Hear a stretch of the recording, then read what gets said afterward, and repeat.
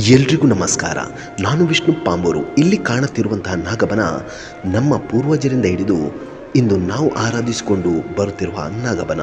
ಒಂದು ಖುಷಿಯ ವಿಚಾರವೆಂದರೆ ಈ ನಾಗಬನ ಇಂದಿಗೂ ಪ್ರಕೃತಿಯ ಮಡಿಲಲ್ಲಿ ತಂಪಿಂದ ಕೂಡಿಕೊಂಡಿದೆ.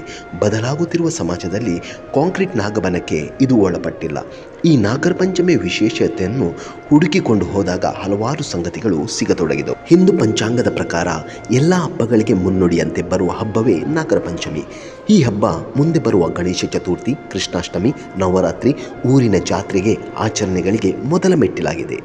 ಅಷ್ಟೇ ಅಲ್ಲದೆ ಶಿವನ ಆಭರಣ, ವಿಷ್ಣುವಿನ ಹಾಸಿಗೆ, ಸಮುದ್ರ ಮಂಥನ ಕಾಲದಲ್ಲಿ ಮಂದರ ಪರ್ವತವೆಂಬ ಕಡಗೋಲಿಗೆ ಹಗ್ಗವಾಗಿ, ಗಣಪತಿಯ ಹೊಟ್ಟೆಯ ಪಟ್ಟಿಯಾಗಿ, ದುರ್ಯೋಧನನ ಧ್ವಜದ ಚಿಹ್ನೆಯಾಗಿ ನಾಗ ಕಾಣಿಸಿಕೊಳ್ಳುತ್ತಾನೆ.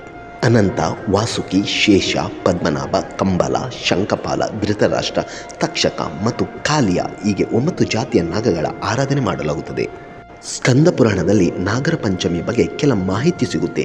ಕೃಷ್ಣನ ಮಗನಾದ ಸಾಂಬನು ಶಿವಸುತ ಸುಬ್ರಹ್ಮಣ್ಯನಲ್ಲಿ ನಾಗರ ಪಂಚಮಿ ಯಾಕೆ ಆಚರಿಸ್ತಾರೆ ಅಂತ ಕೇಳಿದಾಗ ಆತ ಕಥೆ ಹೇಳುತ್ತಾನೆ.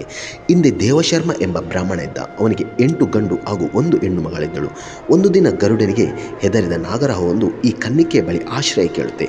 ಭಕ್ತಿಯಿಂದ ಕನ್ನಿಕೆ ಆ ನಾಗನಿಗೆ ಹಾಲು ಫಲ ಇಟ್ಟು ಸಾಕುತ್ತಾಳೆ.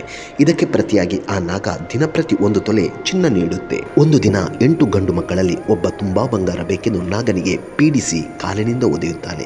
ಕೋಪಗೊಂಡ ನಾಗ ಅವನನ್ನು ಸೇರಿ ಉಳಿದ 7 ಜನರನ್ನು ಕೊಂದು ಹೋಗುತ್ತೆ.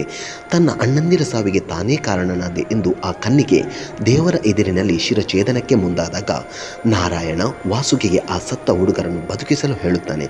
ಈ ರೀತಿ ಪುನಃ ಅಣ್ಣಂದಿರ ಜೀವವನ್ನು ಪಡೆದುಕೊಳ್ಳುವಲ್ಲಿ ಕನ್ನಿಕೆ ಯಶಸ್ವಿಯಾದ ದಿನವೇ ನಾಗರ ಪಂಚಮಿ. ವಿಚಾರದಲ್ಲಿ ಲೋಪವಿದ್ದರೆ ಕ್ಷಮೆ ಇರಲಿ.